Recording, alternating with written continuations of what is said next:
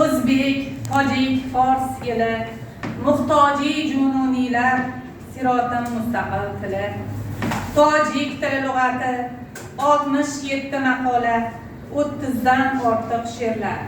Demak, hurmatli ustozlarim, hozirda sanab o'tilgan siroti mustaqim, tojik tili lug'ati, 67 maqola hamda sarson, tolesiz kunlar, qullar, eski maktab sudxo'rning bo'limi Sadriddin Aynining qalamiga mansub. Marhamat qilib yod daftarchalariga yozib olsanglar ham bo'ladi. Rahmat. Bu satrlar rasmga olinib gruppaga tashlanadi.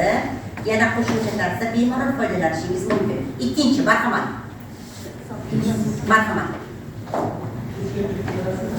Behbudiy Mahmudxo'ja, Abdulla Avloniylar, birinchi muallim, ikkinchi muallimlar, yoxud turkiy gulistonlar, istiqbolli jadidlar tashkilotni yashnatdi, bugungi jadidlikning o'rnin bezab yasatdi.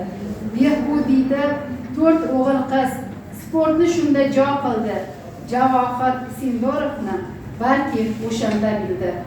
Rustam kabi yutuqlar ko'paysin degan jadid, O'zbekiston teng kelsin Xitoyga degan jadid.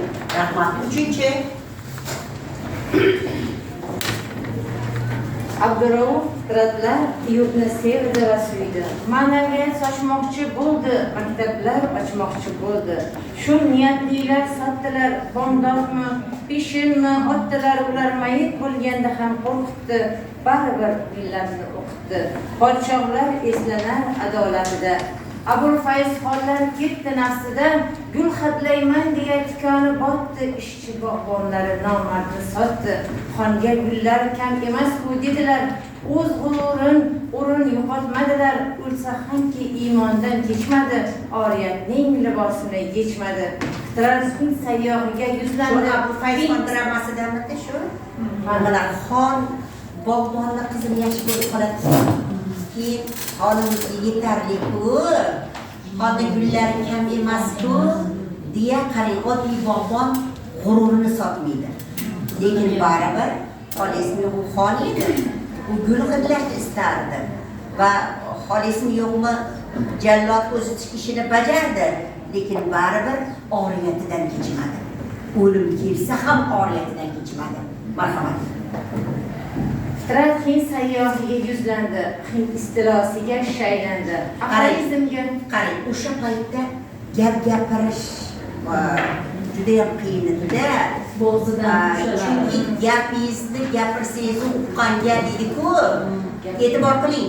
Fitrat nima qilishni bilmay Hind sayyohi asarida gapirmoqchi bo'lgan gaplarni ana Hind sayyohi gapirdi.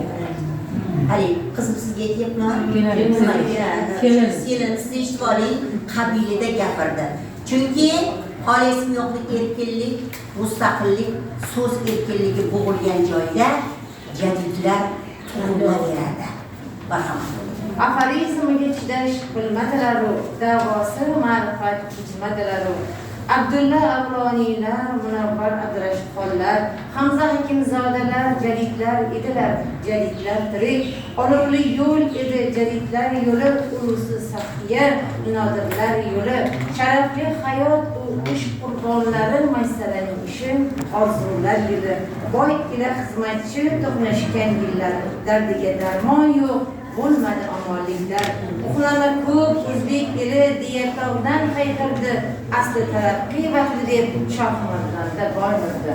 Ustozlar Abdulla Avloniylar, Munavvar Abdurashidxonlar, Hamza Hakimzoda asarlarini yozib qo'yamiz. Olovli yo'l